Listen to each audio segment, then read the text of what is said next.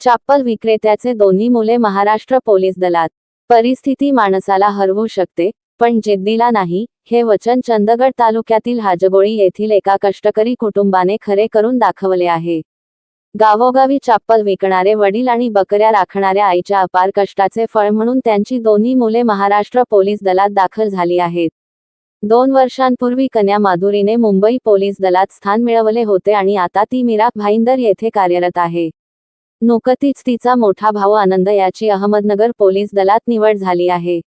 या यशाने हाजगोळी गाव आणि संपूर्ण चंदगड तालुक्यात आनंदाचे वातावरण आहे. या कुटुंबाकडे कोणतीही मोठी मालमत्ता नसतानाही आई वडिलांच्या मेहनतीवर आणि मुलांवरील विश्वासावर त्यांनी हे यश संपादन केले आहे. मुलांच्या शिक्षणासाठी त्यांनी प्रत्येक रुपया खर्च केला आणि स्वतःच्या गरजा बाजूला ठेवून त्यांचे भविष्य घडवले. माधुरीच्या यशानंतर आनंदनेही पोलीस भरतीचे स्वप्न पाहिले आणि अथक परिश्रमाने ते पूर्ण केले. पहाटेची धाव, दिवसभराचा शारीरिक सराव आणि तासनतास अभ्यास करून त्याने स्वतःला तयार केले.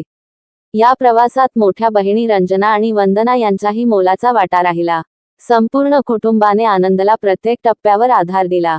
हे यश केवळ 2 मुलांच्या सरकारी नोकरीपुरते मर्यादित नसून ते आई वडिलांच्या त्यागाचा, कष्टाचा आणि संस्कारांचा विजय आहे. या कष्टकरी कुटुंबाने ग्रामीण भागातील हजारो युवकांसाठी प्रेरणादायी आदर्श निर्माण केला आहे.